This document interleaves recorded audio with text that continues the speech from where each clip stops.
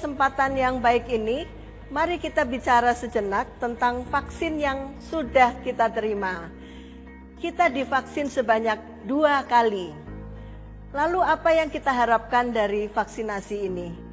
Tentu alasannya bukan karena kita ingin bebas bepergian, lepas masker dan kumpul-kumpul seenaknya.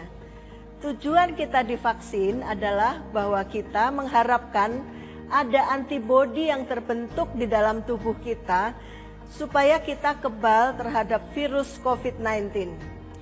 Vaksin yang ada di Indonesia saat ini buatan Sinovac, keefektifannya 65%. Artinya dari 100 orang yang divaksin, ada 65 orang yang akan terbentuk antibodinya, sedangkan yang 35 orang lainnya tidak.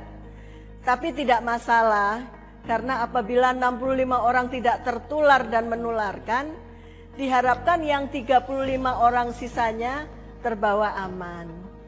Mengapa ada antibodi yang tidak terbentuk? Itu karena ada yang namanya respon vaksin. Jadi setelah vaksinasi tidak serta-merta terbentuk antibodi, ada prosesnya. Bila proses respon vaksin cepat, maka antibodi terbentuk dengan cepat. Demikian sebaliknya, bila proses respon vaksin lambat, maka antibodi pun terbentuknya lambat. Respon vaksin tidak sama antara satu orang dengan yang lainnya. Apa itu respon vaksin? Setelah disuntikkan di dalam tubuh kita, vaksin dianggap sebagai benda asing oleh tubuh kita. Lalu vaksin dimakan oleh sel darah putih, ditelan dan dihancurkan oleh sel darah putih yang ukurannya besar-besar, yang saat itu sedang patroli di dalam darah kita. Lalu dikirimlah sinyal kepada jenis sel darah putih lain yang secara khusus bertugas membangkitkan antibodi di dalam tubuh kita. Nah, oleh karena itu, supaya terbentuk antibodi yang cukup tinggi, dibutuhkan kondisi sel darah putih yang militan.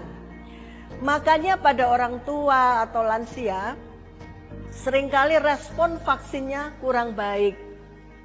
Antibodinya lama baru terbentuk, atau bahkan tidak terbentuk sama sekali, oleh karena sel darah putih sudah tidak sebaik pada waktu muda.